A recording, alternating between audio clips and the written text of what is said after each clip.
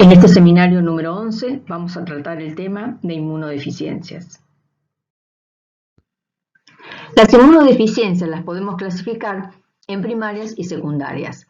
Las primarias reconocen siempre una alteración genética, se dan en baja frecuencia, 1 cada 10.000 recién nacidos vivos. Con respecto a las inmunodeficiencias secundarias, presentan una alta frecuencia y son las que mayoritariamente ustedes van a observar durante el desarrollo de su ejercicio clínico. ¿Secundarias a qué? Secundarias a drogas citostáticas o radiaciones en los pacientes oncológicos, donde se produce la destrucción de las células malignas, pero también de las benignas. Secundarias a la infección por el virus del HIV o síndrome de inmunodeficiencia adquirida, con deficiencia en la respuesta inmune adaptativa. Los pacientes desnutridos, donde la carencia proteica origina dificultad en la síntesis de los diferentes mediadores de la respuesta inmunológica. Las endocrinopatías, como por ejemplo la diabetes, las quemaduras extensas, donde la pérdida de proteínas por la piel también incide en una inadecuada síntesis de mediadores de la respuesta inmunológica, o en los pacientes con edad avanzada, donde el reemplazo de la médula ósea por tejido adiposo impide montar una adecuada respuesta frente a nuevos antígenos. Como dije entonces con anterioridad, estas inmunodeficiencias son las que se dan con una frecuencia elevada.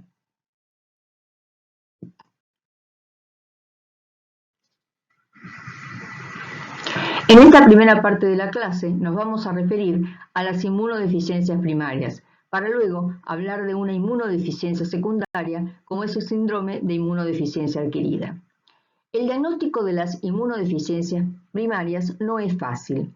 No es como una patología aguda, como puede ser, por ejemplo, una neumonía, donde el niño se nos presenta a la consulta, probablemente febril, con síndrome de dificultad respiratoria, una radiografía de tórax que es compatible con el diagnóstico de neumonía y nos permite, por lo tanto, hacer un diagnóstico puntual y precoz de esta patología. En el caso de las inmunodeficiencias primarias, es la historia clínica del paciente, es la evolución a lo largo del tiempo lo que nos va a permitir hacer el diagnóstico de inmunodeficiencia. Los síntomas que debemos tener en cuenta para poder arribar a este diagnóstico son la existencia de infecciones recurrentes, la presencia de gérmenes no habituales, infecciones que no responden a la terapéutica habitual y que por lo tanto nos obliga a utilizar antibióticos de más amplio espectro, la cura incompleta de las enfermedades, la edad de inicio de los síntomas. La mayor parte de las inmunodeficiencias deben ser diagnosticadas por debajo de los 5 años de edad. La historia familiar de los pacientes, donde la presencia de familiares varones muertos de enfermedades infecciosas, nos orientan fuertemente al diagnóstico de una inmunodeficiencia primaria, ya que muchas de estas inmunodeficiencias son ligadas al cromosoma X, es decir, la padecen los hombres, pero la transmiten las mujeres. Son niños también que por la existencia de diarreas o síndromes malabsortivos presentan un mal desarrollo pondoestatural, es decir, son niños que crecen mal. Obviamente, la existencia de otras patologías, como es un tumor, el antecedente de trasplantes o la existencia de enfermedades metabólicas, nos orientan fuertemente al diagnóstico de una inmunodeficiencia secundaria y por lo tanto orientaremos nuestra terapéutica en este sentido.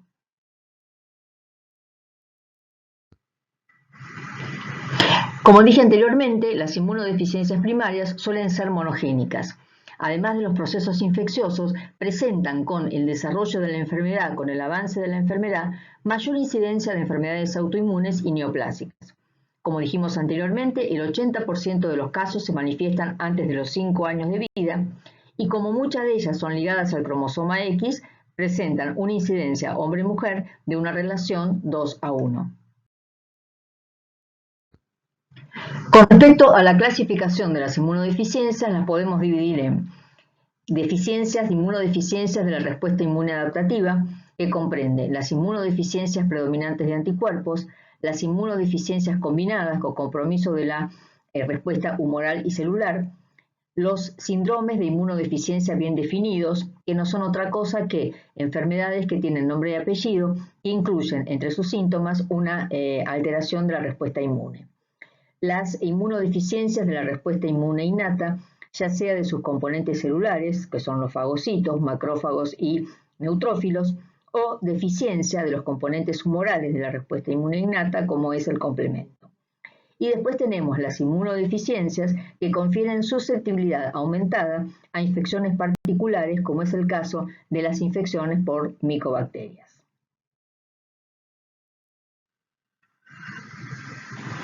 En relación a la estadística de las inmunodeficiencias primarias, tenemos que el 70% se relacionan con inmunodeficiencias de anticuerpos, el 10% con inmunodeficiencia de fagocitos, el 1% con las inmunodeficiencias del complemento, el 15% asociadas a otros defectos y el 4% corresponde a las inmunodeficiencias celulares.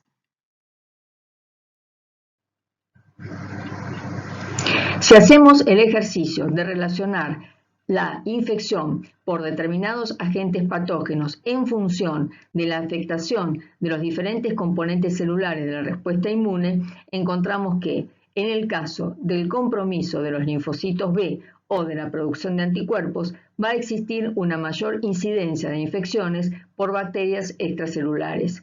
También vamos a encontrar una mayor incidencia de infecciones por virus debido a que si bien los virus son patógenos intracelulares, reconocen una fase extracelular o de viremia capaz de ser contenida por el desarrollo de los anticuerpos.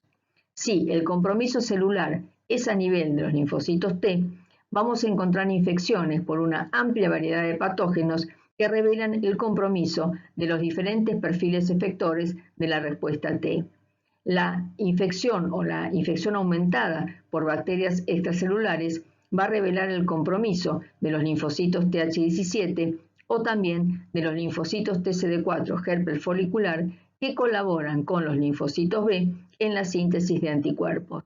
Vamos a encontrar también una mayor incidencia de infecciones virales debido al compromiso de los linfocitos TCD8 y de la respuesta TCD4-TH1 debido a que los linfocitos TH1 interaccionan con las células dendríticas para que éstas presenten un nivel de coestimulación adecuado para que se produzca la respuesta de linfocitos TCD8. En el caso de la mayor incidencia de infecciones por hongos extracelulares, revela el compromiso de la respuesta Th17.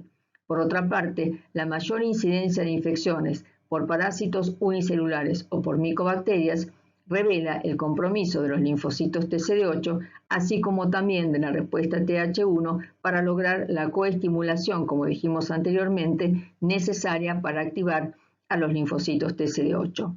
El compromiso de las células natural killer va a manifestarse por una mayor incidencia de infecciones virales, dado que estas células constituyen uno de los componentes de la respuesta inmune innata contra las infecciones virales.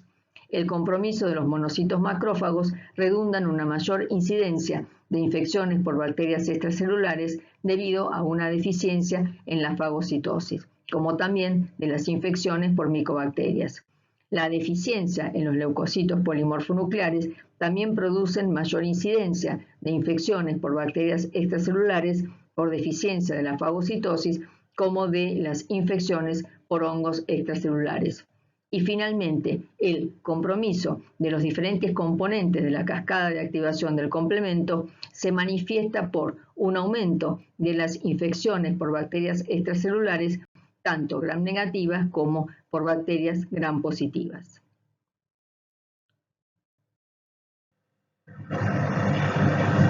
Las manifestaciones clínicas de los pacientes con inmunodeficiencia predominantes de anticuerpos se relacionan mayoritariamente con el déficit de la inmunoglobulina A, que como ustedes saben es la inmunoglobulina predominante en las secreciones mucosas, por lo cual vamos a observar mayor incidencia de infecciones del aparato respiratorio, como son sinusitis, otitis, bronquitis, neumonías, del aparato digestivo, como diarreas, síndromes malabsortivos. También estos pacientes presentan infecciones cutáneas y característicamente desarrollan meningitis por enterovirus por un mecanismo que vamos a ver con posterioridad. Las inmunodeficiencias predominantes de anticuerpos comprenden estas 7 entidades que se encuentran acá reflejadas en la diapositiva y nosotros nos vamos a referir en la clase de hoy a las 4 primeras. Vamos entonces a comenzar con la A-gamma globulinemia ligada al sexo, o enfermedad de Bruton. La A-gamma-globulinemia ligada al sexo o enfermedad de Bruton es una inmunodeficiencia primaria caracterizada por una mutación en el gen de la BTK o tirosina quinasa de Bruton. Si ustedes recuerdan, durante la ontogenia de los linfocitos B en la médula ósea, en el estadio pro-B tenía lugar el rearreglo de los genes que forman la porción variable de la cadena pesada. Esto permitía entonces la expresión en la membrana de una cadena pesada mu que presenta su porción variable rearreglada unida a una cadena liviana sustituta que junto con el heterodímero IgA-IgB constituyen el pre-BCR que caracteriza al siguiente estadio de maduración, que son los linfocitos pre-B. Es fundamental la transmisión de señales de supervivencia a través de este pre-BCR hacia el interior celular. Justamente, la quinasa de Bruton es una quinasa involucrada en la señalización a través de este pre-BCR. Por lo tanto, mutaciones en la misma lleva a que no continúe el desarrollo de los linfocitos en la médula ósea, produciéndose un bloqueo de la diferenciación de pro-B en pre-B y la muerte de los linfocitos por apoptosis.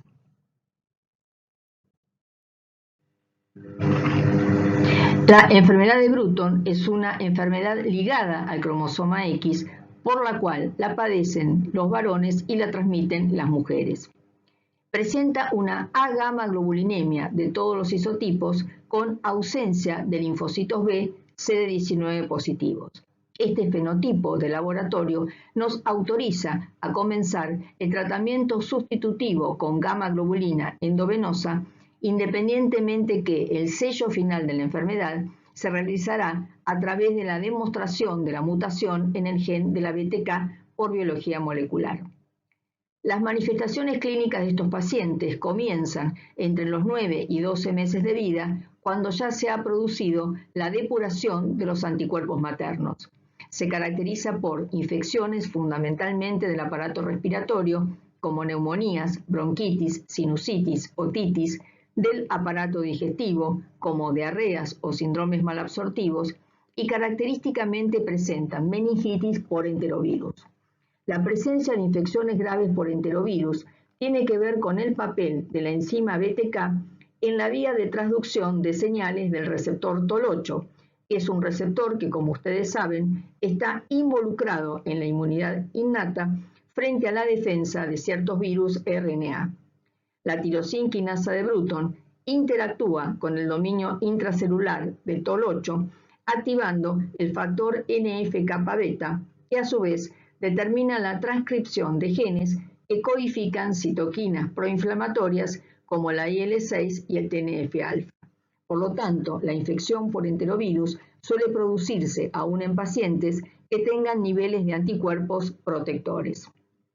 Además de la A-gamma-globulinemia de Bruton, existen otras A-gamma-globulinemias por mutaciones en diferentes genes que determinan formas autosómicas recesivas. Estas pueden presentar un fenotipo clínico y de laboratorio que sea indistinguible de la A-gamma-globulinemia de Bruton y, por supuesto, el diagnóstico diferencial será a través de la determinación por biología molecular de las diferentes mutaciones genéticas. Todos estos pacientes con A-gamma-globulinemia tienen depresión de folículos linfoides y de los centros germinativos. En relación al tratamiento de las A-gamma-globulinemias, se realiza a través de la infusión endovenosa de gamma-globulina que se realizará una vez por mes debido a la vida media de la IgG, que es de 21 días. Cabe mencionar la alteración que presentan en la calidad de vida estos pacientes, ya que desde el momento de su diagnóstico, no nos olvidemos que son niños muy pequeños y por el resto de su vida, deben concurrir una vez por mes a los centros asistenciales para la administración de la gamma-globulina, que suele ser prolongada y que no está exenta de la aparición de efectos adversos durante su administración. Como mencionábamos en la diapositiva anterior, existen formas de A-gamma-globulинemias que son autosómicas recesivas. Esto implica mutaciones en una amplia variedad de genes que, como ejemplo, podemos mencionar las mutaciones en la cadena pesada mu, en el dímero IgA o IgB, en la cadena liviana sustituta o en la proteína involucrada en la señalización del BCR. Con un estudio simple, como es el proteinograma electroforético, que muestra la capacidad que tienen las proteínas del suero de migrar cuando son sometidas a un campo eléctrico en un gel agarose, vemos la expresión de las diferentes fracciones de las proteínas séricas, como son la albúmina, alfa 1, alfa 2, beta 1, beta 2, y la fracción de las gamma globulinas, que están ejemplificadas acá en el cuadrante rojo. En el paciente control hay una adecuada expresión de la banda de las gamma-globulinas, cosa que no ocurre en el paciente con gamma-globulинemias, donde vemos una ausencia absoluta de bandas de inmunoglobulinas. Este estudio nos permite una primera aproximación diagnóstica, pero obviamente debemos dosar las diferentes inmunoglobulinas para demostrar la agamma-globulinemia y realizar una citometría de flujo para evidenciar la ausencia de los linfocitos B CD19 positivos.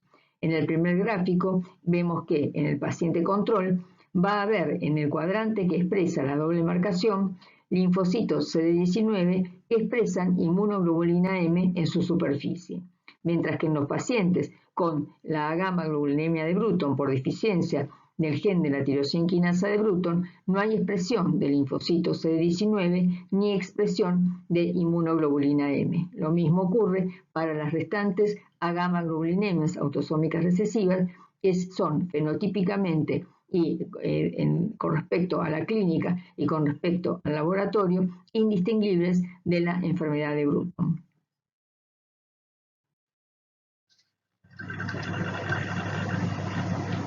Otra inmunodeficiencia predominante de anticuerpos es el síndrome de hiper-IgM. Pero antes de adentrarnos en esta patología, vamos a repasar brevemente la interacción que tiene lugar entre el linfocito B y el linfocito TCD4 helper folicular. Como ustedes saben, el linfocito B ingresa al ganglio linfático a través de las vénulas de endotelio alto. De allí se dirige al folículo primario, donde, a través de su inmunoglobulina de superficie, va a reconocer el antígeno en su forma nativa. Esto constituye para el linfocito B la primera señal de activación. Los linfocitos B, entonces, migran hacia el borde del folículo primario para interaccionar con aquel linfocito TCD4 que reconozca sobre la molécula de histocompatibilidad de clase 2 del linfocito B el mismo péptido antigénico que le fuera presentado al linfocito TCD4 por la célula dendrítica en el momento de su diferenciación. El linfocito TCD4 ahora activado expresa la molécula CD40 ligando que interacciona con la molécula CD40 del linfocito B. Esto proporciona la segunda señal de activación que permite que el linfocito B ingrese en el ciclo celular. Se produce entonces un primer foco de proliferación con la migración de linfocitos B hacia los cordones medulares y su diferenciación a plasmocitos productores de IgM.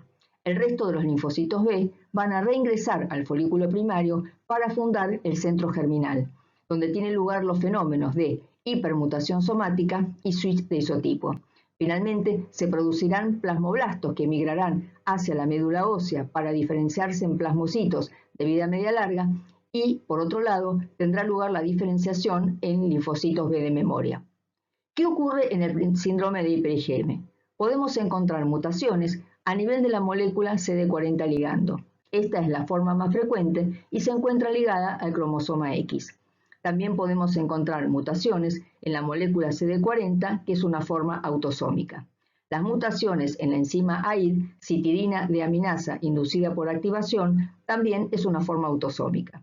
Esta es una enzima que se expresa selectivamente en las células B en el centro germinal en respuesta a la activación B inducida a través de CD40. Esta enzima produce la deaminación de las citidinas, produciendo uracilo que inicia el proceso de switch de isotipo y de hipermutación somática. Estos pacientes entonces van a presentar muy bajos niveles de IgG, IgA e IgE, pero pueden presentar niveles normales o incluso elevados de inmunoglobulina M. El número de linfocitos B es normal, ya que estos pacientes, a diferencia de lo que ocurre en la gamma-globulinemia de Bruton, no presentan alteraciones en el desarrollo, sino que no pueden realizar la hipermutación somática y el switch de isotipo.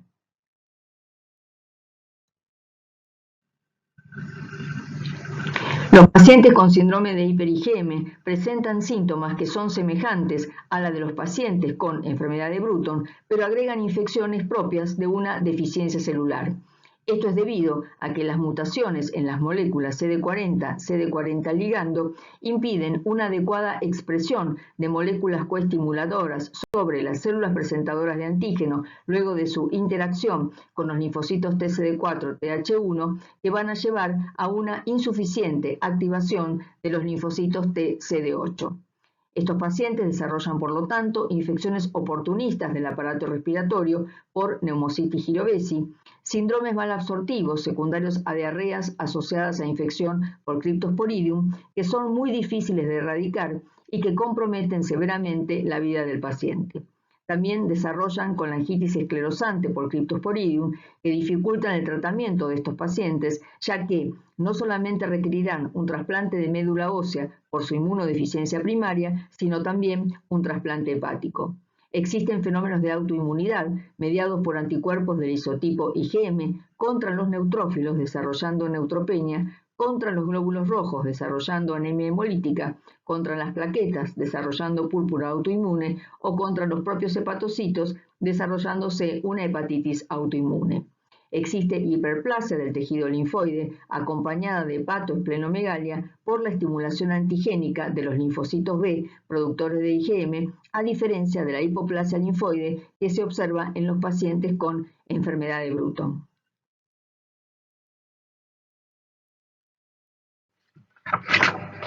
Otra inmunodeficiencia predominante de anticuerpos es la inmunodeficiencia común variable. Esta es una enfermedad de herencia autosómica y de aparición puberal en ambos sexos, con una mayor incidencia en la segunda o tercera década de la vida, por lo cual vemos que esta inmunodeficiencia, a diferencia de las anteriores, puede diagnosticarse en edades no pediátricas. Se caracteriza por mutaciones en distintos genes, fundamentalmente los genes que codifican dos moléculas, la molécula ICOS y la molécula CD19. ICOS pertenece a la familia de moléculas CD28 y se expresa en la superficie de linfocitos T activados mediante la producción de un conjunto de citoquinas como la interleuquina 4 y la interleuquina 10 que favorecerían la diferenciación celular B a plasmocitos y células B de memoria. ICOS se une a ICOS ligando en la superficie de las células presentadoras, inclusive el linfocito B. La molécula CD19 es una molécula de superficie de los linfocitos B maduros que forma un complejo con las moléculas CD21 y CD81 constituyendo el correceptor de los linfocitos B. La función de este correceptor es disminuir el umbral del BCR al antígeno. A través de la molécula CD21 que reconoce antígenos opsonizados por productos de degradación del complemento de C3b, como son C3d o C3dG, se promueve entonces la activación de los linfocitos B. Desde el punto de vista del fenotipo de laboratorio de estos pacientes, vamos a encontrar que existe una hipogamaglobulinemia de al menos dos isotipos, uno de los cuales debe incluir siempre la inmunoglobulina G. Por lo tanto, estos pacientes van a presentar dificultad para montar respuestas de anticuerpos específicas y por otro lado presentan niveles de linfocitos B CD19 positivos normales. Con respecto al tratamiento, consiste en la administración mensual de gamma globulina endovenosa, al igual que hemos visto en las otras gamma-globulинemias. Pasamos ahora a las inmunodeficiencias combinadas severas. Estas inmunodeficiencias se caracterizan por un compromiso en la respuesta inmune, tanto humoral como celular. Se dividen en inmunodeficiencias combinadas severas típicas o clásicas y no clásicas o atípicas. Las típicas o clásicas se caracterizan por una A-gamma globulinemia absoluta con linfopenia, mientras que en las formas no clásicas o atípicas pueden presentar diversos grados de compromiso de la respuesta inmune celular y humoral, pero presentarse con recuentos linfocitarios normales, grados variables de hipogamaglobulinemia y en algunos casos solo con alteraciones funcionales severas. Estos pacientes van a presentar infecciones por una amplia variedad de microorganismos patógenos, entre los cuales encontramos infecciones virales por citomegalovirus o virus de Epstein-Barr o enterovirus, infecciones por bacterias extracelulares como el neumococo, el Haemophilus influenzae, bacterias intracelulares como el Mycobacterium tuberculosis, micosis oportunistas como las micosis por Aspergillus o Cándida, infecciones por Pneumocystis jirovesi, y es muy común en estos pacientes la presencia de una BCG-itis diseminada a partir de la vacuna BCG que se administra en el momento del egreso de la maternidad, cuando todavía no tenemos el diagnóstico de una inmunodeficiencia combinada severa. El tratamiento de estos pacientes va a consistir en el trasplante de médula ósea y, hasta que se produzca este trasplante, en combatir las infecciones y la administración de la gamma-globulina sustitutiva. Las manifestaciones clínicas implican entonces infecciones recurrentes y la existencia de diarreas o síndromes malabsortivos que van a llevar a una detención del crecimiento, o sea, un retraso en el desarrollo pondoestatural.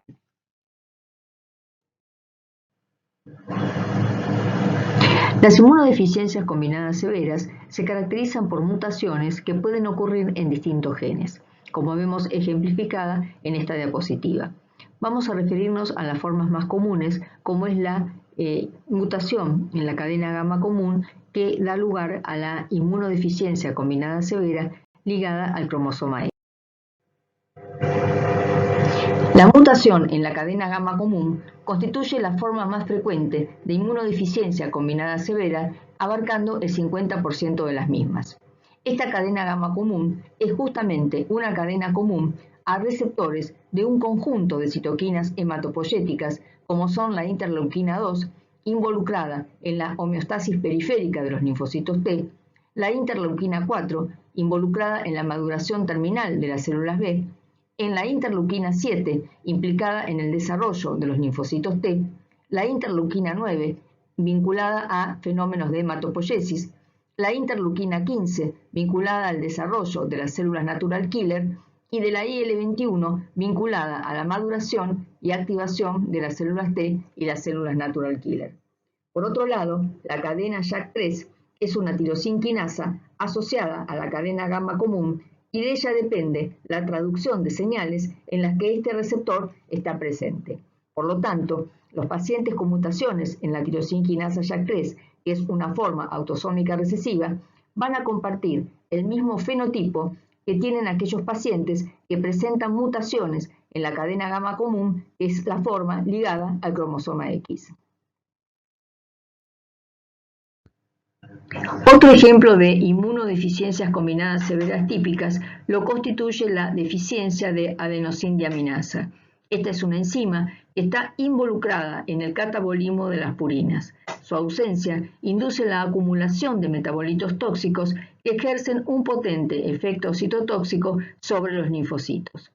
Otro ejemplo de inmunodeficiencia combinada severa típica es la mutación en la cadena alfa del receptor de interleuquina 7, que comparte con los deficientes en la cadena gamma común la linfopenia T extrema, pero presentan células natural killer. La deficiencia de Artemis, que es una nucleasa que juega un papel crítico en los eventos de recombinación BDJ y en los mecanismos de reparación del ADN, es otro ejemplo de inmunodeficiencia combinada severa típica y cursa con ausencia de linfocitos T y de linfocitos B.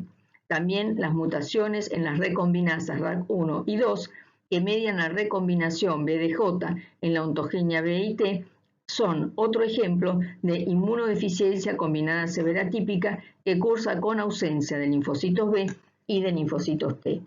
Mientras que, como ejemplo de inmunodeficiencia combinada severa atípica, podemos mencionar la deficiencia en la expresión de moléculas de clase 2 del complejo mayor de histocompatibilidad. Esta inmunodeficiencia comparte con las formas típicas el mismo fenotipo clínico, pero se caracteriza por ausencia de las moléculas de clase 2. Como los linfocitos B y los monocitos expresan estas moléculas en forma constitutiva, la falta de expresión en estas células, aún luego de ser estimuladas con interferón gamma, hace fácil el diagnóstico de esta inmunodeficiencia. El número de linfocitos T totales es normal, con linfocitos TCD4 disminuidos pero no ausentes. Esta disminución en el número de linfocitos TCD4 se explica por un defecto en la selección positiva tímica debido a la falta de expresión de las moléculas de clase 2.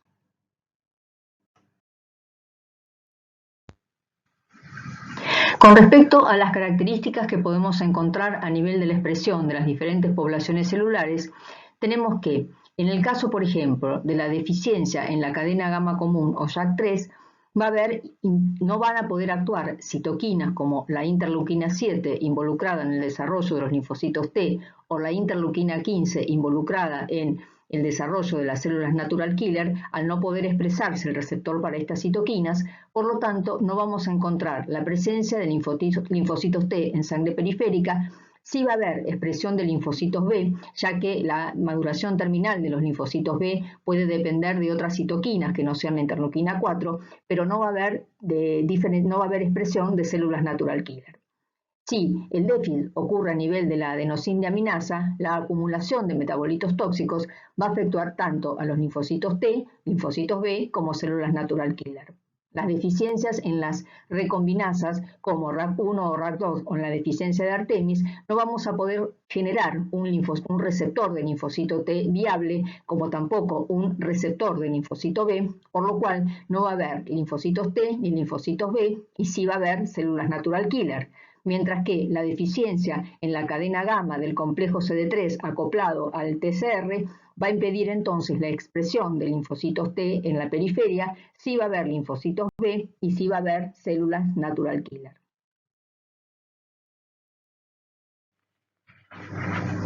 Pasamos ahora a los síndromes de inmunodeficiencia bien definidos. Nos vamos a referir a tres entidades. La primera de ellas es el síndrome de DiGeorge. En este síndrome ocurre una delesión en el brazo largo del cromosoma 22 que afecta varios genes, por lo que se lo conoce también como el síndrome de genes contiguos. Se acompaña de cardiopatías congénitas y una fase peculiar en los pacientes con micrognatia, hipertelorismo ocular, o sea, separación de los globos oculares, e implantación baja de las orejas. Hay hipoplasia o aplasia tímica y paratiroide, por el cual estos pacientes pueden desarrollar hipocalcemia. Pueden o no presentar compromiso inmune. Si lo presentan, se denominan DiGeorge completos. Muestran un perfil inmunológico variado con deficiente respuesta de los linfocitos T. La otra entidad es el síndrome de disregulación inmunitaria con poliendocrinopatía y enteropatía ligada al cromosoma X. En este caso, las mutaciones se dan en el factor de transcripción FOXP3, que es una molécula fundamental en el desarrollo de los linfocitos T reguladores naturales. Clínicamente se manifiesta por diabetes, hipotiroidismo, diarrea, eczema, hepatitis, nefritis, anemias hemolíticas como manifestaciones autoinmunes frecuentes. La tercera entidad es el síndrome linfoproliferativo autoinmune, donde las mutaciones ocurren en las moléculas Fas, Fas ligando, caspasa 8 o caspasa 10. Los signos de autoinmunidad se relacionan con el aumento en la expansión clonal de los linfocitos T y la aparición clínica de linfadenopatías, hepatoesplenomegalia, anemia, neutropenia y trombocitopenia autoinmune. El tratamiento de estos pacientes se basa en la administración de drogas inmunosupresoras.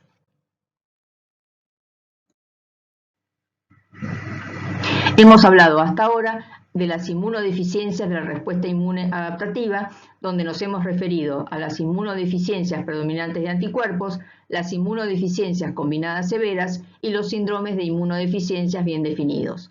Vamos a pasar ahora a las inmunodeficiencias de la respuesta inmune innata, donde nos vamos a referir a las deficiencias en los fagocitos, o sea, en los componentes celulares de la respuesta inmune innata, y luego a las deficiencias del complemento como uno de los componentes humorales de la respuesta inmune innata.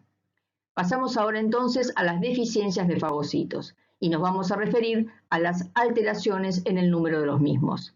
Esto incluye dos entidades, la neutropenia congénita grave y la neutropenia cíclica. La neutropenia congénita grave es una enfermedad genéticamente heterogénea con mutaciones que inhiben la producción de neutrófilos maduros en la médula ósea. Los pacientes pueden presentar niveles de neutrófilos circulantes menores a 200 por milímetros cúbicos y el padecimiento de severos cuadros infecciosos ya desde su nacimiento. El tratamiento se basa en la administración del factor estimulante de colonias de granulocitos y el trasplante de médula ósea. La segunda entidad es la neutropenia cíclica, que es una enfermedad autosómica dominante con alteración del gen ELA2 que codifica la elastasa del neutrófilo. Los pacientes desarrollan cíclicamente neutropenia cada 21 días y el nadir de la neutropenia se asocia con fiebre, úlceras en la boca, faringitis, sinusitis y en ocasiones infecciones graves.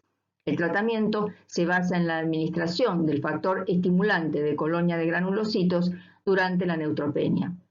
Cabe acá hacer mención a una asociación que ustedes van a observar muy frecuentemente durante el desarrollo de su actividad clínica, que es la asociación entre neutropenia y fiebre, ya sea como consecuencia de estas dos entidades que hemos mencionado o como consecuencia de cualquier otra infección, inmunodeficiencia primaria o secundaria. La asociación de neutropenia y fiebre es una entidad que hace que los pacientes que la padecen no tengan la primera línea de defensa proporcionada por las células fagocíticas de la respuesta inmune innata para combatir la infección hasta el desarrollo de la inmunidad adaptativa. Esto implica que mayoritariamente estos pacientes deban ser internados para la administración de antibióticos de amplio espectro para contener la infección hasta el desarrollo de la respuesta inmune adaptativa. Hago mención a esto, lo repito nuevamente, por la frecuencia elevada que ustedes van a observar de esta asociación en el desarrollo de su práctica médica. Vamos a pasar ahora a ver las deficiencias que ocurren en la migración de los fagocitos. Como ustedes saben, los fagocitos deben migrar desde la sangre hacia el foco infeccioso. Para ello se produce la interacción entre moléculas de adhesión expresadas por los fagocitos con moléculas de adhesión expresadas por el endotelio vascular.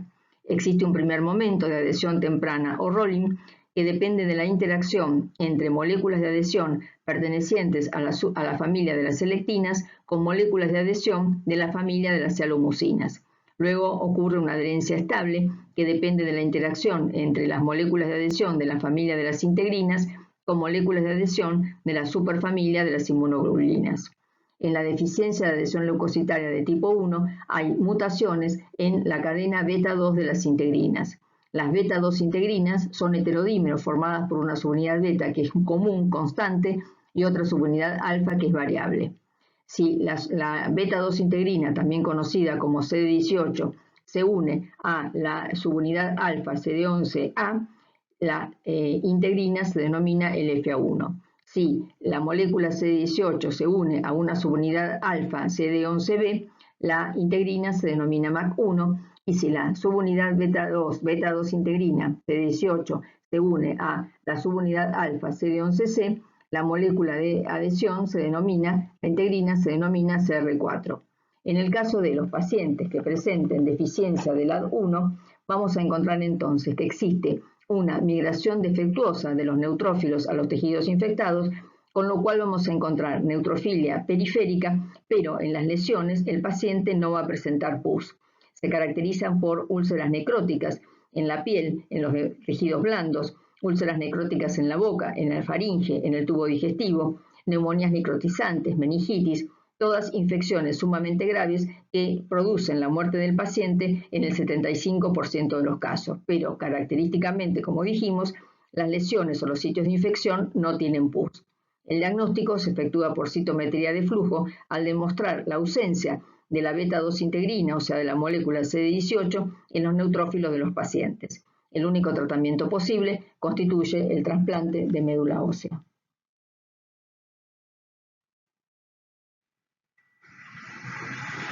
Vemos acá el caso de un lactante que presenta una deficiencia de adhesión leucocitaria de tipo 1, donde se observan úlceras necróticas a nivel submentoniano, úlceras necróticas axilares, periumbilicales, lo cual constituyen infecciones sumamente graves en un lactante.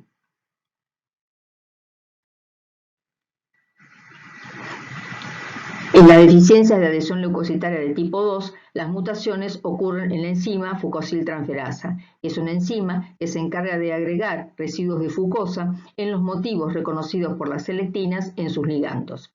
Existen defectos en el rolling o migración temprana de los neutrófilos a los tejidos infectados, presentándose con una clínica similar a los pacientes con deficiencia de adhesión leucocitaria de tipo 1. En este caso se agregan algunas particularidades como estatura corta, retraso mental o anormalidades craneofaciales. El diagnóstico se efectúa igual que para las deficiencias de adhesión leucocitaria de tipo 1 por citometría de flujo y el tratamiento es también el trasplante de médula ósea. En el caso de la deficiencia de adhesión leucocitaria de tipo 3, existen mutaciones o deficiencias en la molécula RAP1 que está involucrada en la activación de las integrinas por los receptores de quimoquinas, constatándose también defectos en la adhesión estable y en la migración leucocitaria.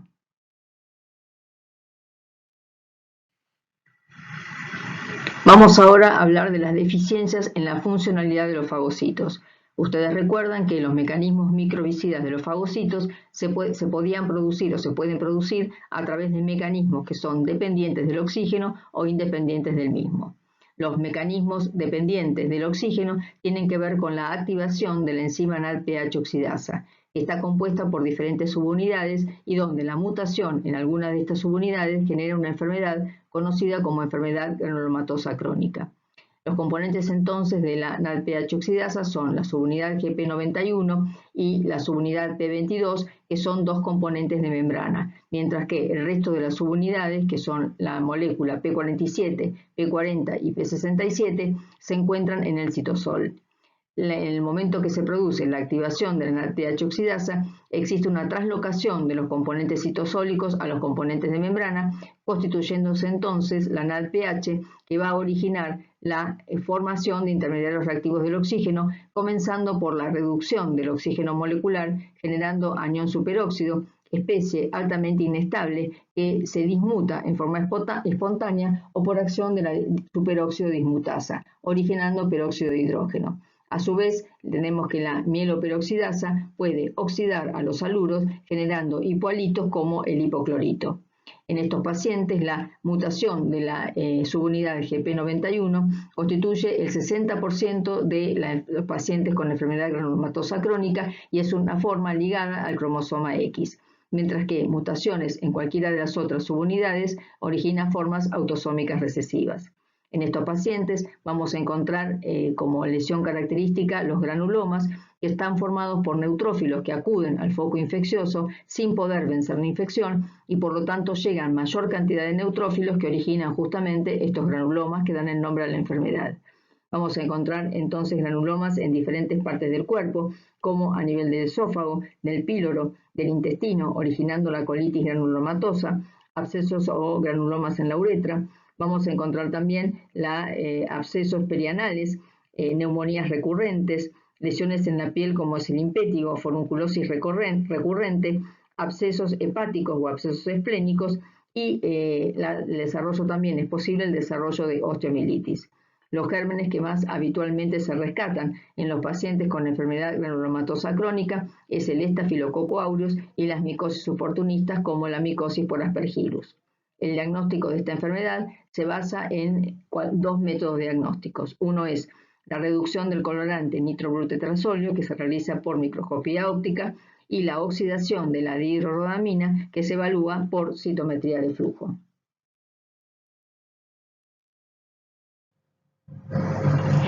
En esta diapositiva observamos en el gráfico A el desarrollo de lesiones en piel que se conocen como impétigo y suelen ser secundarias a la infección por Staphylococcus aureus. Si ustedes recuerdan, habíamos mencionado que el Staphylococcus aureus es uno de los gérmenes más habituales en el desarrollo de infecciones en los pacientes con enfermedad granulomatosa crónica. En el gráfico B encontramos linfadenopatías en cuello, que suele ser también una forma de comienzo habitual en los pacientes con esta enfermedad.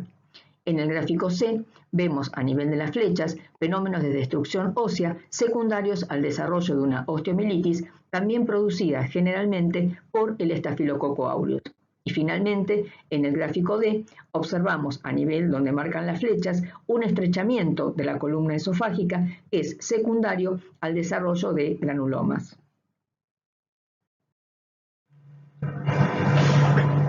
En esta diapositiva vemos la tomografía computada abdominal de un paciente con diagnóstico de enfermedad granulomatosa crónica de 2 años de edad.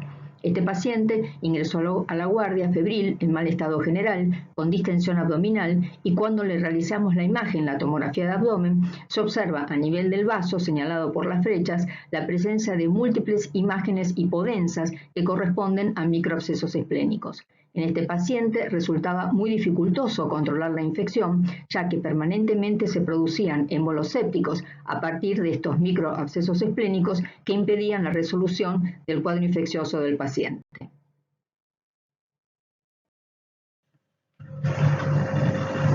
En esta diapositiva vemos la pieza macroscópica del vaso del paciente anterior al cual se le debió realizar una esplenectomía, es decir, la extirpación del vaso, debido a que los microabscesos esplénicos impedían un adecuado control de las infecciones del paciente, seguramente por la existencia de émbolos sépticos.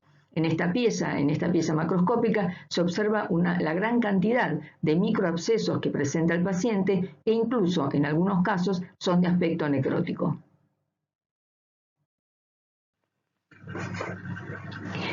Para el diagnóstico de la enfermedad granulomatosa crónica contamos con dos métodos. Uno es el test de nitroglú de tetrasóleo y el otro es la oxidación de la dihidrorodamina. El test de nitroglutatasóleo consiste en un ensayo sencillo de reducción del colorante NBT cuando se combina con los intermediarios reactivos del oxígeno producidos por los fagocitos, lo que lo hace virar a un color negro, el cual puede ser evaluado por microscopía óptica. El otro método se basa en la oxidación de la dihidrorodamina, que permite ser visualizada por citometría de flujo. En el panel A encontramos en el primer gráfico los fagocitos del paciente control que al producir intermediarios reactivos del oxígeno tiñen el citoplasma de los mismos. En el gráfico 3 de este mismo panel encontramos los fagocitos del paciente con enfermedad granulomatosa crónica, donde las mutaciones en la NADPH oxidasa impiden la tinción de los fagocitos. Mientras que en el panel del centro, en el gráfico del centro, encontramos los fagocitos de la madre portadora de mutación en GP91, algunos de los cuales se tiñen y otros no. Esto es debido al fenómeno de lionización, proceso por el cual toda mujer inactiva al azar uno de sus dos cromosomas X.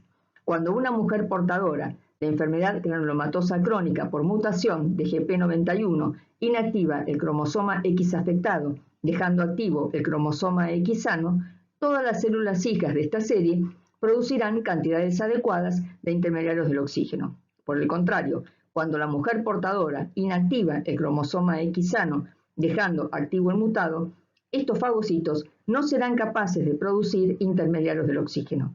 Este fenómeno transforma a las mujeres portadoras de mutaciones en GP91 en verdaderos mosaicos genéticos, con la mitad de sus fagocitos con capacidad adecuada de mediar el estallido respiratorio y la otra mitad sin esta función.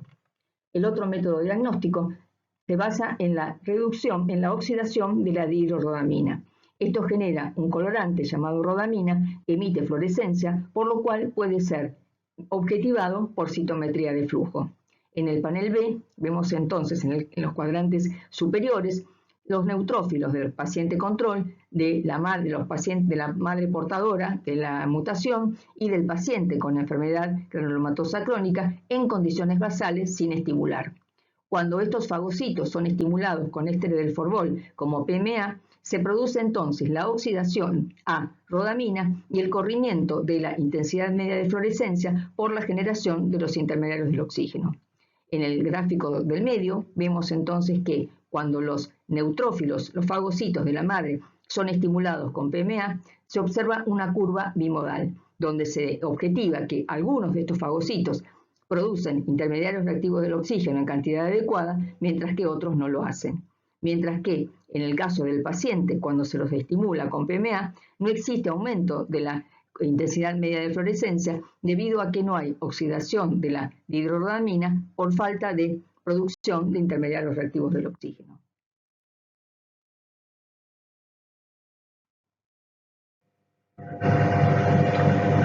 Vamos a hablar ahora de las deficiencias de complemento.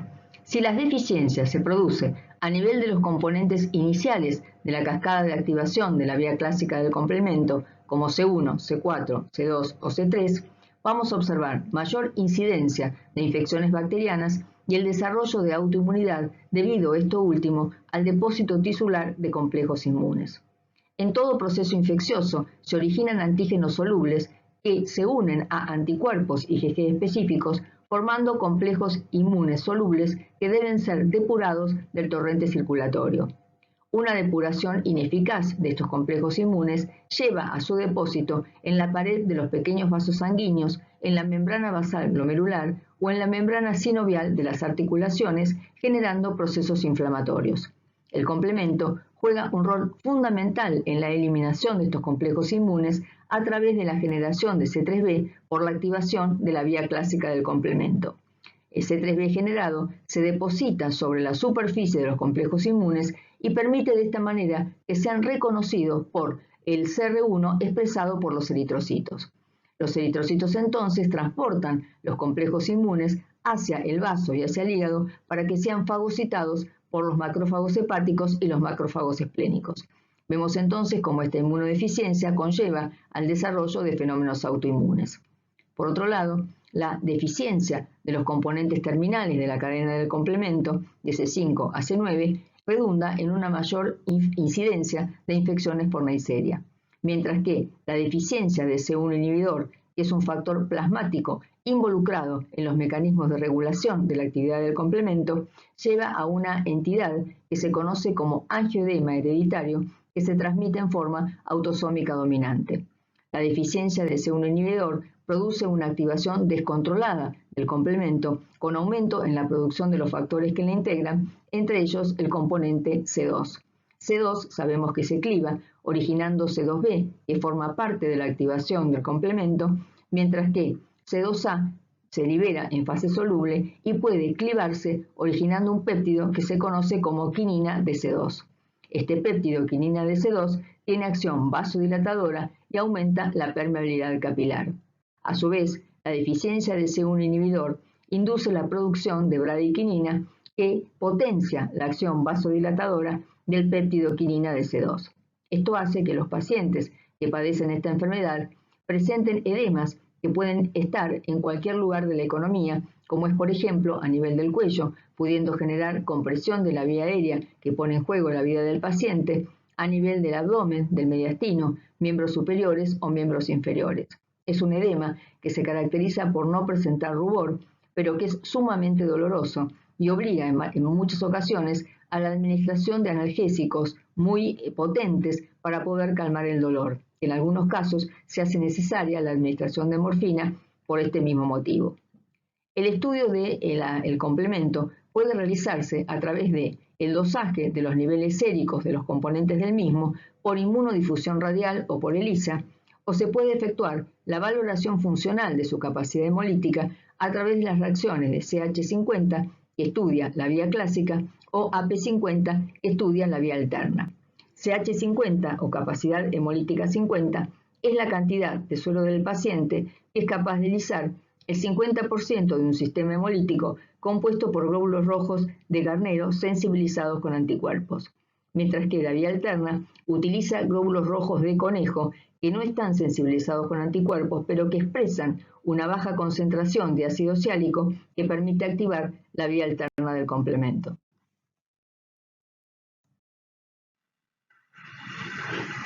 Vemos acá la imagen de un paciente con angioedema hereditario que presenta un notorio edema a nivel del labio inferior. Este tipo de presentación clínica obliga al diagnóstico diferencial con otras patologías de etiología alérgica. El tratamiento consiste en la administración del C1 inhibidor, pero como habitualmente no se dispone de este factor en las unidades asistenciales, se recurre a la transfusión de plasma fresco que presenta el componente C1 inhibidor.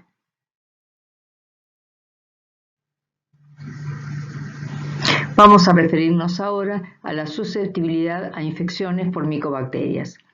Los pacientes que presentan una susceptibilidad incrementada a infecciones por micobacterias suelen además mostrar una susceptibilidad incrementada a infecciones por salmonelas y ciertos virus. Estos pacientes presentan defectos en la señalización de la vía de interleuquina 12 e interferón gamma, como son mutaciones en la cadena R1 del receptor de interferón gamma, en la cadena beta 1 del receptor de interleuquina 12, en la subunidad P40 de la interleuquina 12, en el factor STAT1, en la cadena R2 del receptor de interferón gamma y en la molécula NEMO. Son todas mutaciones de genes que confieren una susceptibilidad aumentada a infecciones por micobacterias.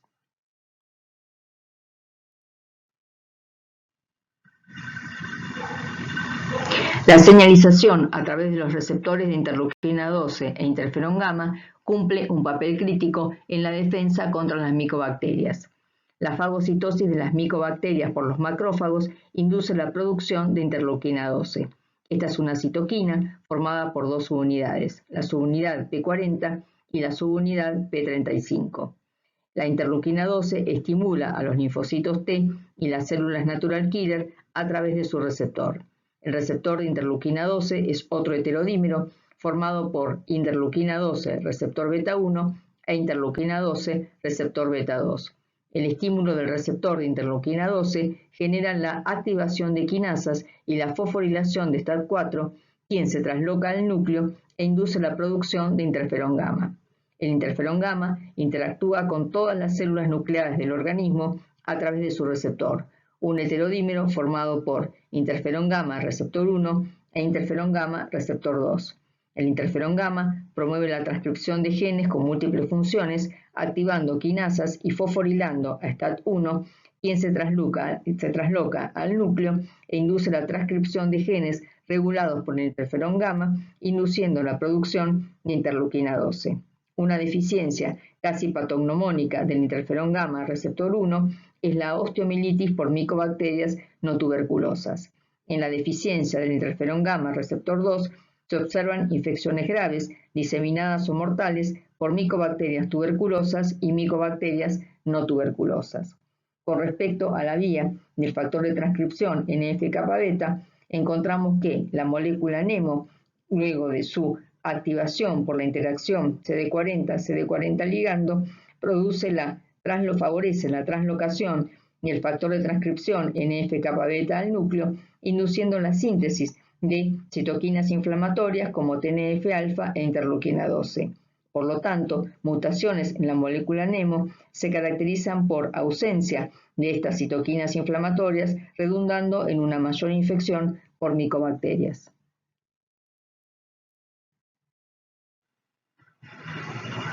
Vamos ahora a ver los estudios de laboratorio que podemos realizar frente a una probable inmunodeficiencia primaria. Existen las llamadas pruebas de primer nivel básicas que consisten en la realización de un hemograma con recuento y fórmula leucocitaria que nos puede brindar algunos datos como es la presencia de neutropenia, la presencia de una linfopenia o linfocitosis o neutrofilia.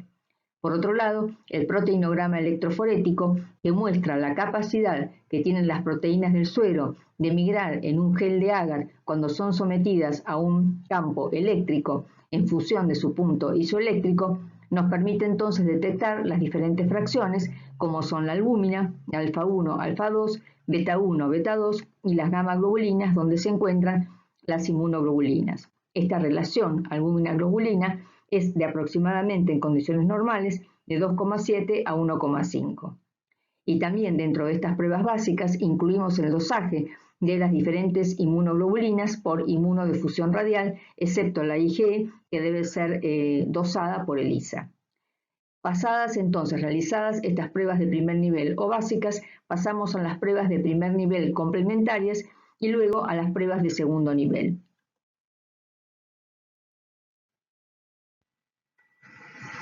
Respecto a los estudios de la respuesta inmunohumoral, encontramos el nivel 1 de pruebas complementarias.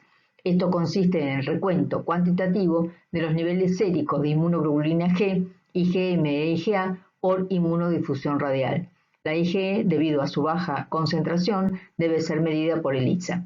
Con respecto al método de inmunodifusión radial, ustedes ya lo estudiaron en el Seminario de Técnicas Inmunológicas de Exploración de la Respuesta Inmune, pero rápidamente recordamos que es un método que permite cuantificar de manera sencilla y económica inmunoglobulinas del isotipo IgG, M y A, presentes en muestras biológicas. La técnica se basa en la difusión de la muestra conteniendo el antígeno a medir, o sea, las inmunoglobulinas, en una matriz semisólida de agar en la que se encuentra disuelto el anticuerpo específico.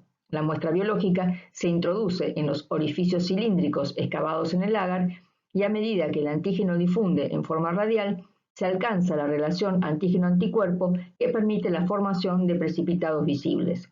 Una vez finalizada la difusión, se mide el radio de los precipitados, que es proporcional a la concentración de antígeno presente en la muestra. La concentración de proteína en la muestra biológica se calcula realizando una curva de calibración utilizando muestras patrones de concentración conocida. Otro estudio que podemos realizar es el recuento cuantitativo de linfocitos B por citometría de flujo mediante anticuerpos que identifiquen moléculas marcadoras de los linfocitos B como CD19 o CD20. Ustedes saben que la citometría de flujo permite estudiar las células que se encuentran en una suspensión monodispersa y permite el análisis de una gran cantidad de células en poco tiempo. Podemos estudiar el tamaño, la granularidad o la complejidad celular, como también la emisión de fluorescencia en el caso de que la célula haya unido un anticuerpo marcado con un fluorocromo. Podemos realizar estudios funcionales consistentes en la búsqueda de anticuerpos preexistentes generados en respuesta a vacunas, como son los anticuerpos antitoxina tetánica o antitoxina diftérica, contra infecciones previas, como es la antiestreptolicina o ASTO, o contra anticuerpos preexistentes generados por los anticuerpos contra los antígenos de los glóbulos rojos, que son las isohemaglutininas anti-A y anti-B. En el caso de las isohemaglutininas anti-A y anti-B, el estudio que se realiza es una técnica de aglutinación, mientras que los restantes dosajes de anticuerpos se realizan por ELISA y nos da una idea de la respuesta de anticuerpos a antígenos proteicos. En el nivel 2 de los estudios de la respuesta inmunohumoral, podemos realizar la determinación de anticuerpos antineumocóxicos en respuesta a la inmunización activa con polisacárido neumocóxico. Se vacuna a los pacientes y 15 días después se mide la producción de anticuerpos y de esta manera evaluamos la respuesta inmune a antígenos polisacáridos. También podemos efectuar la detección cuantitativa por citometría de flujo de la expresión en los linfocitos B de la molécula CD27, que es una molécula asociada al desarrollo de memoria B.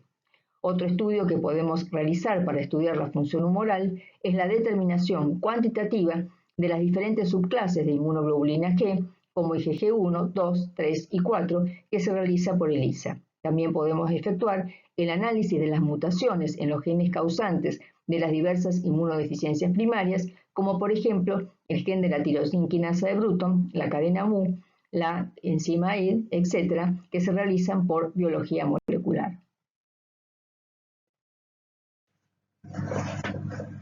Con respecto a los estudios de la respuesta inmune celular, tenemos las pruebas de nivel 1 complementarias, como son la determinación cuantitativa por citometría de flujo de la expresión de diferentes marcadores de membrana de los linfocitos T, como son CD3, CD4 o CD8.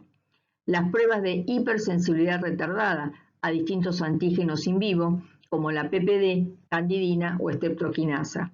Esto constituye un estudio funcional y revela, por parte de una población de linfocitos T de memoria, la capacidad de reconocer a un antígeno específico. A diferencia de los mitógenos, que estimulan un gran número de linfocitos de cualquier especificidad, los antígenos solo lo hacen con linfocitos T de memoria que previamente han reconocido dicho antígeno. Con respecto a las pruebas de nivel 2, encontramos el estudio funcional de la respuesta proliferativa in vitro a mitógenos como PHNA, CONA, PMA más ionomicina, que se efectúa en cultivo celular. Los mitógenos son sustancias que estimulan linfocitos y no requieren que el huésped haya sido previamente enfrentado a los mismos, como sucede con el caso de los antígenos. Estos mitógenos pueden ser lectinas vegetales u otros compuestos químicos. Hay mitógenos capaces de estimular preferentemente las células T, como la fitohemaglutinina o PHA y la concanavalina A o CONA, o de estimular a los linfocitos B, como la proteína A del estafilococo y el lipopolisacárido. Mediante esta prueba se evalúa simplemente la funcionalidad global del pool de linfocitos T o B de proliferar. Con respecto al estudio funcional de la respuesta proliferativa a antígenos, Estos pueden ser la candidina, la PPD, o también podemos realizar el estudio de células halogénicas en cultivo mixto linfocitario. Estas pruebas se realizan por cultivo celular. Con respecto al cultivo mixto linfocitario, sabemos que las moléculas de histocompatibilidad de clase 2 poseen epitopes que pueden ser reconocidos por anticuerpos, pero hay alelos que difieren entre sí en muy pocos aminoácidos y que poseen epitopes no distinguibles entre sí por los anticuerpos, pero los mismos pueden ser reconocidos por los linfocitos TCD4. Este fenómeno tiene gran importancia clínica, sobre todo relacionado con la histocompatibilidad para efectuar un trasplante. Cuando los linfocitos TCD4 de un individuo son enfrentados en un cultivo a células que difieren en estos alelos, los linfocitos TCD4 se activan y comienzan a proliferar. Esto es la base del cultivo mixto linfocitario. También podemos realizar dosajes de citoquinas en los ordenadantes de cultivos linfocitarios o en el citoplasma celular en respuesta a mitógenos. Las citoquinas pueden ser IL-1, IL-2, interferón gamma, entre otros. Esto se realiza por ELISA, mientras que la determinación de las citoquinas intracitoplasmáticas se realiza por citometría de flujo. Es un estudio cuantitativo y funcional. Otro aspecto a estudiar es el estudio funcional de la actividad enzimática de enzimas como la adenosíndeaminasa, por ejemplo. Y por supuesto, el estudio de mutaciones en los diversos genes asociados con el desarrollo de inmunodeficiencias primarias celulares y combinadas, como las mutaciones en la cadena gamma común, JAK3, deficiencia de Artemis, entre otras. En cuanto a los estudios de la respuesta inmune innata de nivel 1, encontramos los estudios funcionales de los mecanismos microbicidas dependientes del oxígeno a través de la prueba de reducción del nitrobrul de tetrazolio, NBT, o la prueba de oxidación del colorante dihidrorodamina a rodamina que se efectúa por citometría de flujo. El nivel 2 incluye la determinación cuantitativa de la expresión de moléculas de adhesión como CD11B, CD18 por citometría de flujo, el estudio funcional de la movilidad de los fagocitos, la determinación de actividades enzimáticas como por ejemplo la mieloperoxidasa, un estudio cuantitativo y funcional, el estudio de la actividad bactericida, que es un estudio funcional en el cual se colocan los neutrófilos del paciente con bacterias como el Staphylococcus aureus, incubando a 37 grados centígrados y extrayendo muestras cada 30 minutos durante 2 horas. Las muestras se siembran luego en agar sangre y se incuban toda la noche a 37 grados. Esto permite que las bacterias crezcan y formen colonias visibles. Se grafica luego el porcentaje de muerte bacteriana en función del tiempo y a medida que avanza el tiempo debe existir un menor número de bacterias por los efectos, por la fagocitosis que realiza los neutrófilos del paciente. Después encontramos la evaluación funcional de la vía de traducción de señales como el interferón gamma y la interleuquina 2 y obviamente el estudio de las mutaciones genéticas causantes de inmunodeficiencias primarias asociadas a fagocitos.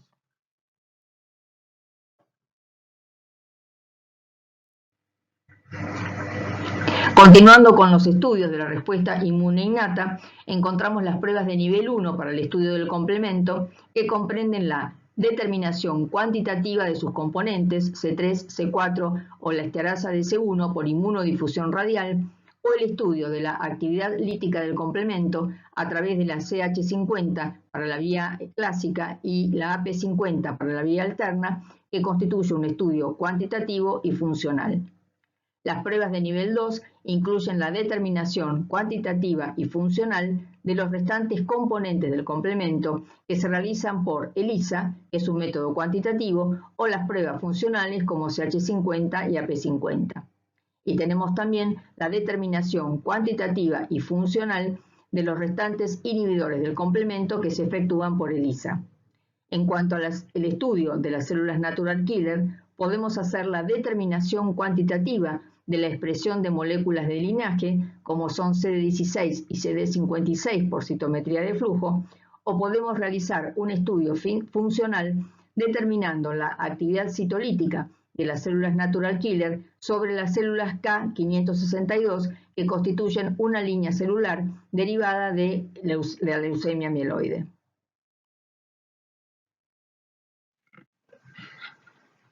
Otros métodos diagnósticos para el diagnóstico de las inmunodeficiencias primarias pueden ser el aspirado o biopsia de la médula ósea. Puede ser útil para la identificación de células Pro-B que se arrestan en la médula ósea en el caso de la deficiencia de Bruton, pero en realidad son métodos invasivos que se trata de no utilizarlos salvo en casos específicos.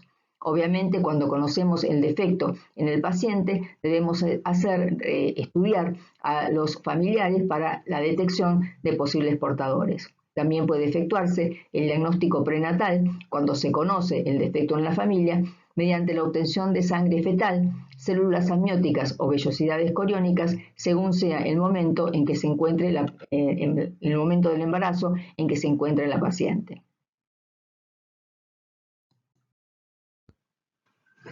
Obviamente tenemos que tener muy en claro que los pacientes con inmunodeficiencias no pueden recibir vacunas a microorganismos atenuados. Sí pueden recibir vacunas a microorganismos muertos o inactivadas o las vacunas polisacáridas, ya que no plantean problemas de tolerancia y seguridad.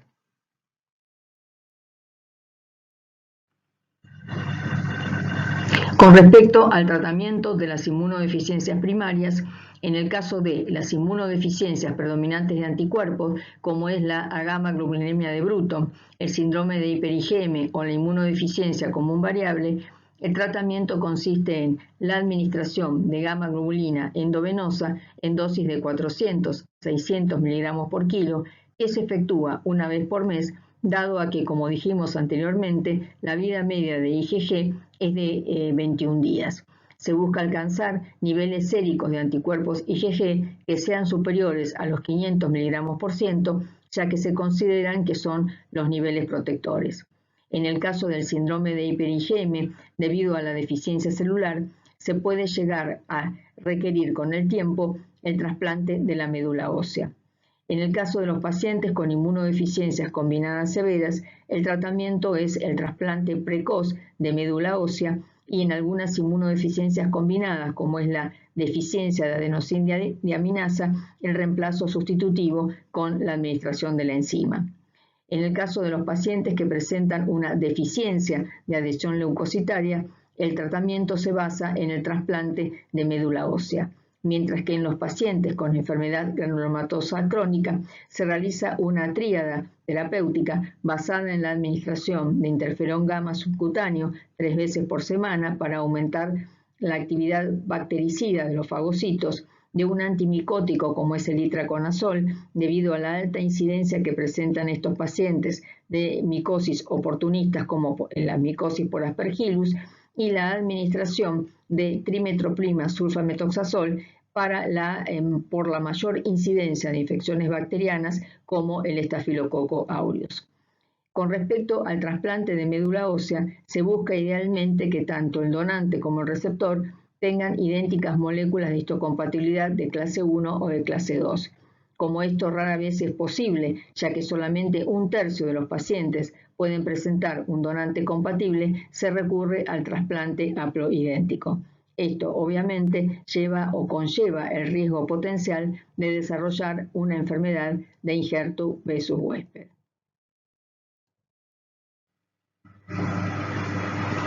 Como indicadores de reconstitución inmune tenemos, por un lado, la mejoría clínica del paciente, la presencia de células T y NK circulantes en pacientes con inmunodeficiencia combinada severa ligada al cromosoma X, la detección de quimerismo celular, o sea, la coexistencia o total reemplazo de células del donante por las células del receptor, el incremento del nivel de inmunoglobulinas circulantes y la inducción de anticuerpos post-vacunación.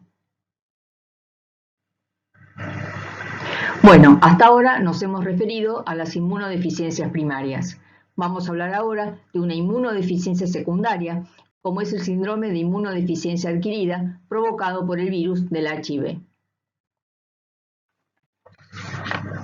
El síndrome de inmunodeficiencia adquirida es producido por un retrovirus, el virus del HIV, que está formado por 2 cadenas idénticas de RNA dentro de un core de proteínas virales asociado a la enzima transcriptasa reversa, quien es capaz de transformar el RNA viral a ADN. El core está rodeado por una bicapa o envoltura fosfolipídica derivado de la membrana celular del huésped, conteniendo proteínas codificadas por el virus, como son las proteínas GP120 y GP41. Estas glicoproteínas de envoltura son necesarias para la replicación viral.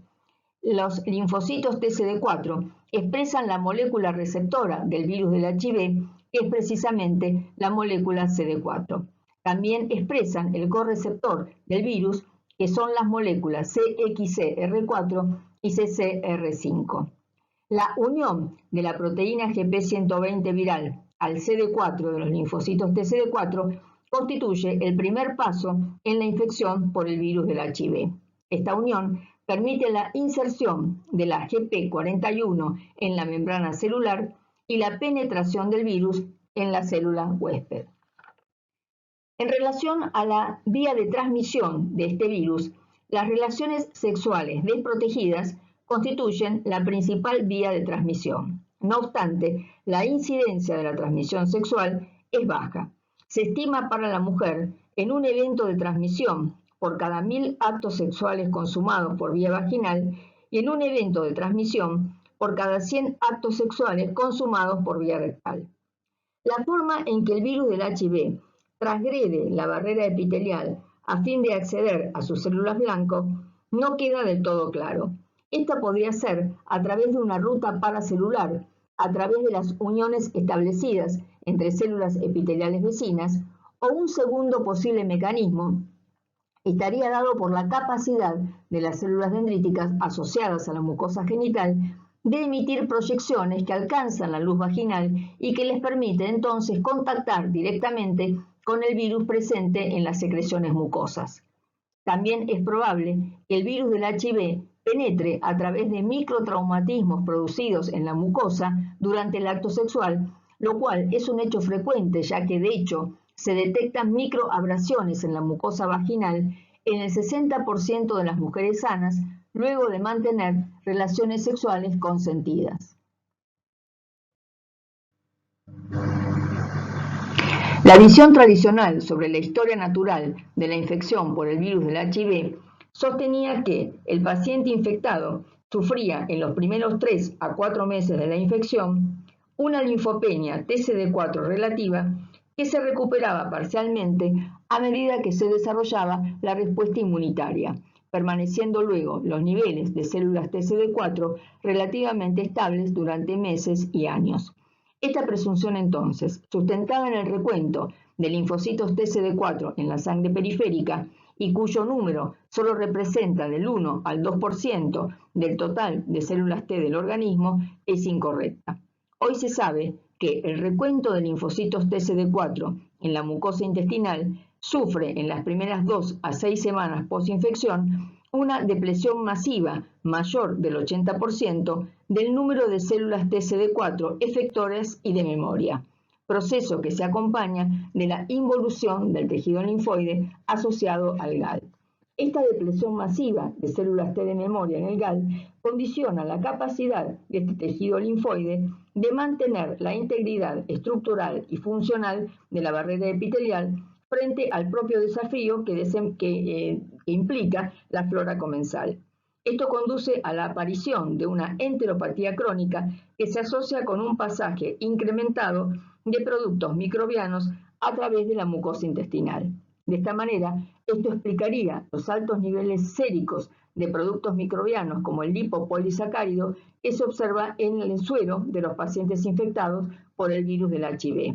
Este pasaje incrementado de PAMS a través de la mucosa intestinal y que se mantiene en el tiempo, conduce además a una activación crónica del sistema inmunitario, tanto del compartimiento T como del compartimiento B, fundamentalmente en los ganglios mesentéricos, lo que se traduce en una mayor oferta de células permisivas a la infección por el virus del HIV, como son los linfocitos TCD4 activados, y en una destrucción continua de estas células. Esto impide, por lo tanto, la repoblación del compartimiento T de memoria en estos pacientes. Respecto a los estadios de la enfermedad, tenemos la etapa de primoinfección o síndrome retroviral agudo, que se caracteriza por un cuadro que puede ser desde asintomático a un cuadro semejante a la mononucleosis infecciosa. Suele observarse 3 a 6 semanas después de la infección primaria. Podemos encontrar también otros síntomas como fiebre, erupción cutánea, linfadenopatías, artralgias, mialgias, hepatoesplenomegalia. Podemos encontrar también síntomas neurológicos como meningitis aséptica, meningoencefalitis o síndrome de Guillain-Barré. Con posterioridad ocurre la seroconversión, que se asocia con una intensa replicación viral, y durante la fase de seroconversión el individuo pasa de tener serología negativa a serología positiva. Entre las 2 a 4 semanas del ingreso del virus del HIV se detecta el antígeno P24, la proteína P24 del core viral. Los anticuerpos circulantes contra el HIV no suelen aparecer hasta después de 4 a 12 semanas de la primoinfección. Progresivamente, tras la infección inicial, los niveles de viremia y antigenemia descienden con rapidez, lo que refleja la activación de la respuesta inmunitaria. Esto da lugar a un periodo llamado de infección, entonces a un periodo de infección asintomática que se conoce entonces como fase crónica o estadio de latencia clínica. La latencia clínica no implica latencia viral y presenta una duración variable que puede ser incluso de 8 a 10 años en los pacientes no tratados. La linfadenopatía persistente generalizada se caracteriza por la presencia de ganglios aumentados de tamaño, linfopenia TCD4, hipergamaglobulinemia y trastornos hematológicos como la trombocitopenia. También pueden existir trastornos neurológicos mínimos. Con posterioridad, el paciente entra en la fase llamada de SIDA, que se caracteriza por la aparición de enfermedades oportunistas, sobre todo cuando el paciente presenta un recuento de linfocitos TCD4 por debajo de los 200 por milímetro cúbico.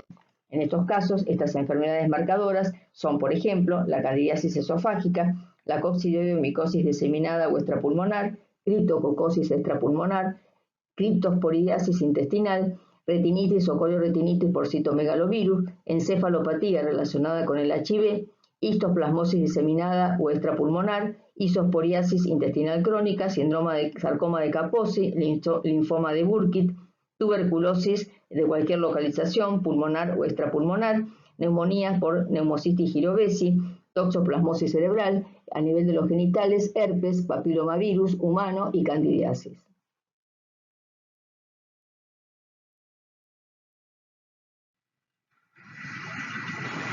Existe una incapacidad de montar una respuesta de anticuerpos neutralizantes efectivas contra el virus del HIV.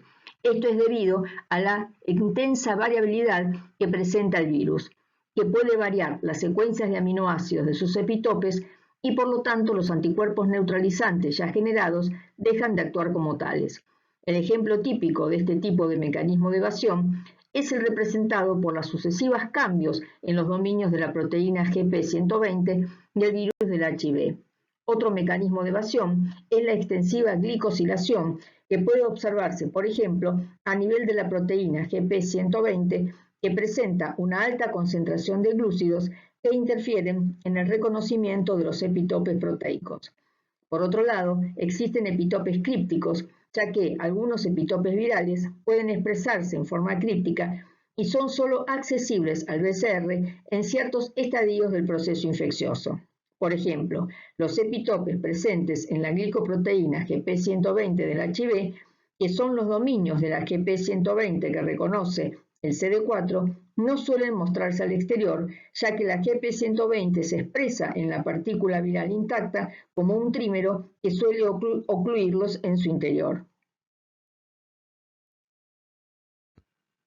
Esta variabilidad que se observa en el virus del HIV está dada por la alta tasa de replicación, que es de 10 a la 9 a 10 a la 10 virus por día, la alta tasa de error de la transcriptasa reversa, que produce una sustitución por genoma y por ciclo, lo que lleva a que cada célula infectada contiene un genoma viral diferente en al menos un nucleótido respecto del virus infectante, y a la alta tasa de recombinación del genoma, que puede ir de 7 a 30 recombinaciones por ciclo. Todo esto trae como consecuencia el escape a la acción de los anticuerpos neutralizantes generados y al reconocimiento por los linfocitos TCD8.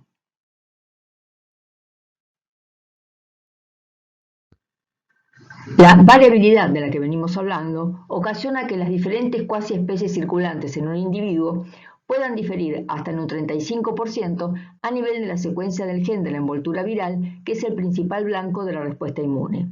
Y como dijimos anteriormente, esto provoca el escape del virus a la acción de los linfocitos TCD8 y de los anticuerpos neutralizantes. Finalmente nos vamos a referir muy brevemente al síndrome de inmunodeficiencia adquirida en la población pediátrica. En esta población, la principal vía de transmisión la constituye la transmisión vertical de la madre infectada al niño.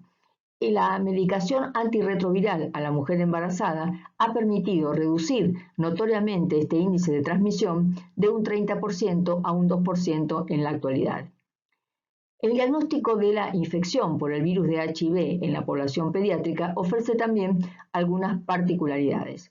En los niños menores de 18 meses de edad no deben realizarse pruebas serológicas basadas en la determinación de anticuerpos anti-HIV debido a que existe pasaje materno de anticuerpos y por lo tanto estas pruebas nos pueden dar un resultado falsamente positivo. En los niños menores de 18 meses de edad debe determinarse las pruebas virológicas que se realizan son para la determinación del propio virus o de alguno de sus componentes como el antígeno P24. Esta prueba debe ser confirmada por una segunda prueba virológica que se obtiene después de las 4 semanas del nacimiento.